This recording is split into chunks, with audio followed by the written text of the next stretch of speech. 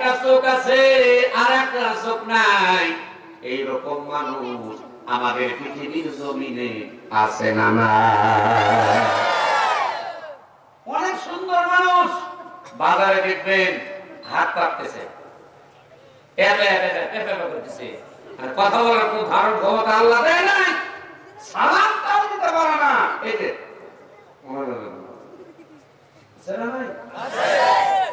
আল্লাহ আমাকে আপনাকে ভালোবেসে এত সুন্দর জবান, কথা বলার ক্ষমতা দিলেন, দুইটা হাত দিয়ে দিলেন, দুইটা চক্ষু, সবচাইতে বড় নিয়ামত। আপনার পৃথিবীর জমিনে কোটি কোটি টাকা আছে, অর্থ সম্পদ, বিশাল বিত্তশালী, অথচ আল্লাহ দুইটা চক্ষু, আল্লাহ যে নিয়ামত, এই নিয়ামত আল্লাহ দেয় নাই, ওই ব্যক্তি কি কোনো শান্তি আছে? এই কথা বলিস মজা আছে? ফকির আর ফকিন্নি ভিক্ষা করে খায়, লাউয়ের পাতা একটু জাম নিছে, ফকির ফকিন্নি বলতেছে, ফকিন্নি রে মুখটা হা করো, ফকির ফকিন্নি তুলে দেয়, ফকিন্নি ফকিরে তুলে দেয়, শান্তি আছে না নাই? শান্তি নাই? এগুলো শান্তি নাই? কি শান্তি? অথচ কোটি কোটি টাকার মালিক চোখে দেখে না, বিবি বলতেছে, স্বামী গো আপনি একটু এদিকে আসেন, আপনাকে একটু দেখি। স্বামী কান্দে, কান্দেন কেন? বলে তুমি আমাকে দেখো, তোমার চোখ আছে, আমি তো তোমার দেখতে পাই না, আমার চোখ নাই। কি শান্তি আছে? তাহলে ফকিরের শান্তি বেশি নাই কোটিপতির শান্তি বেশি? কেন? আল্লাহ চক্ষু দান করেছেন, নিজে যে ভালোবাসার জিনিস, অমিন আয়াতিহি আন খলাকালাকুম মিন আনফুসিকুম আযওয়াজা লিতাসকুনু ইলাইহা ওয়া জাআলা বাইনাকুম মাওয়াদ্দাতান ওয়া রাহমা। একবার জোরে বলেন আল্লাহু আকবার। দেখেন, যখন ভালোবাসা বিবাহ বন্ধন হয়ে গেল, স্বামী স্ত্রী একরকম ভালোবাসা, পেটে যখন স্ত্রী পেটে যখন আল্লাহ একটা বাচ্চা দেয়, স্ত্রীর প্রতি এক ধরনের ভালোবাসা আছে, আর পেটে যে বাচ্চা আসে তার প্রতি একটা ভালোবাসা আসে কি আসে না? ওই বাচ্চাটা যখন দুনিয়ার জমিনে আল্লাহ নিয়ে আসলেন, সুম্মা সাবিলা ইয়াসারা, ছোট্ট একটি জায়গাতে আল্লাহ পাক রব্বুল আলামিন সন্তানকে নিয়ে আসলেন, সন্তান ডাকাও জানে না, শুধু বলে উঙ্গা উঙ্গা। ওই সন্তানের প্রতি মা বাবার দরদ হয় কি হয় না? ভালোবাসা আসে কি আসে না? আসে। স্ত্রীর প্রতি ভালোবাসা আস্তে আস্তে অন্যরকম হয়ে যাচ্ছে। কিন্তু দেখেন, ছেলেটা আস্তে আস্তে যখন আব্বা আব্বু আস্তে আস্তে যখন শেখে, তারপরে বলে আপু বাজারে যাচ্ছেন, তোতলা করে, আপু কোথায় যাচ্ছেন? বাজারে যাবো। তখন বলে চকলেট আনে, চকলেট। এইরকম ভাবে ছোট বাচ্চা কাচ্চা এমন ভাবে বাবার সঙ্গে কথা বলে কি বলে না? আচ্ছা বলুন, সন্তান যখন উঙ্গা উঙ্গা করে ডেকেছে, সন্তানের প্রতি বাবার যেমন মহব্বত ছিল, যখন বাবা বলে ডাকা শিখেছে, তখন তার চাইতে মহব্বত কম না বেশি? একটু উত্তর দিবেন ভালোভাবে ইনশাআল্লাহ। কেউ উত্তর দিবেন আর কেউ দিবেন না, তা হবে না, তা হবে না।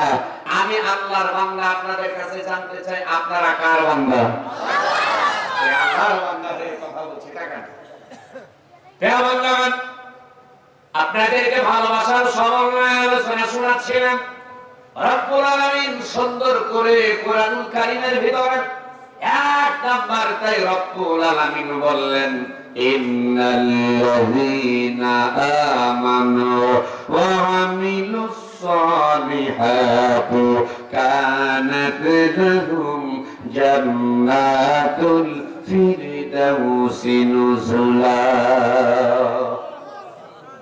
আল্লাহ রাব্বুল আলামিন এক নাম্বার ঘোষণা দিলেন, ইন্নাল্লাযীনা আমানু, নিশ্চয় এক নাম্বার ঈমান আনতে হবে। কারবার ঈমানটা কি জিনিস আমাকে আপনাকে কিন্তু আগে জানতে হবে দাদু ভাই।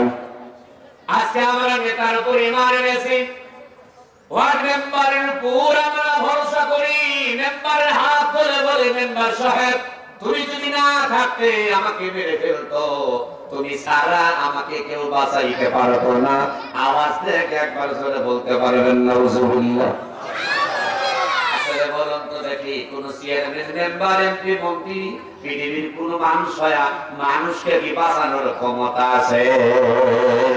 ইন্নামা আমরুহু ইযা আরাদা শাইআন আন ইয়াকুলা লাহু কুন ফায়াকুন।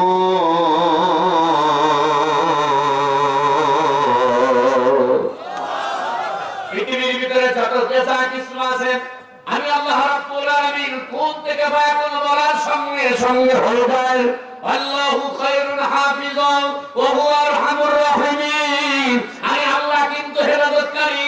পৃথিবীর কোন ব্যক্তি কোন মানুষের জন্য হেফাজতকারী হতে পারে না কথা বলেন ঠিক কিনা?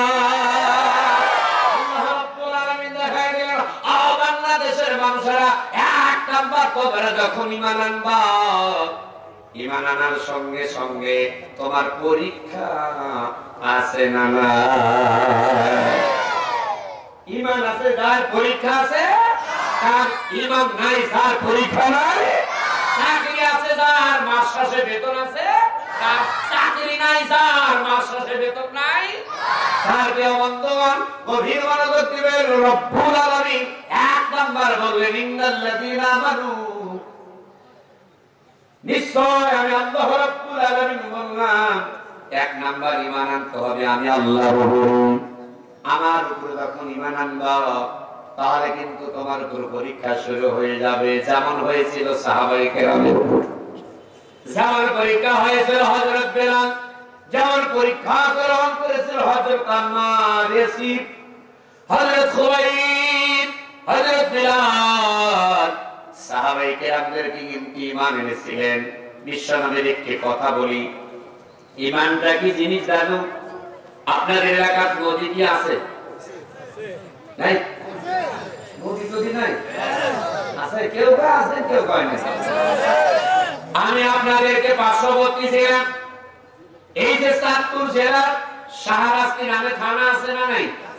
আমি শাহরাস্তি থানায় এসেছিলাম, তারপরে মতলব থানায় মাহফিল করতে এসেছিলাম, কুমিল্লা দাউদকান্দি ক্যান্টনমেন্ট এইদিকে এসেছিলাম, কিন্তু এখন লক্ষ্মীপুরে জেলায় মাহফিল আমি আসি নাই, আশেপাশের জেলাতে এসেছিলাম।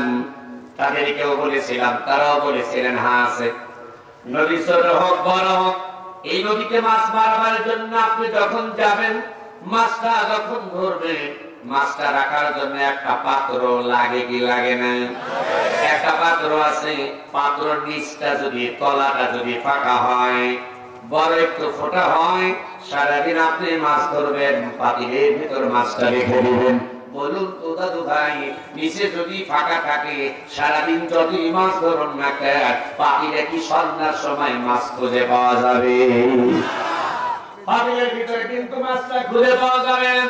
এমনি ভাবে ঈমান না এনে ওই ছিদ্র বন্ধ না করে যত ভালো কাজ করেন, নামাজ পড়েন, রোজা করেন, হজ করেন, যাকাত দেন, মাদ্রাসা করেন, মসজিদ করেন, ব্রিজ কালভার্ট, রাস্তাঘাট, এক কথা পৃথিবীর যত ভালো কাজ আছে সব ভালো কাজ আপনি করলেন, কিয়ামতের আদালতে একটা ভালো কাজ কিন্তু আল্লাহ রাব্বুল আলামিন আপনার আমলনামায় দেখাবেন না।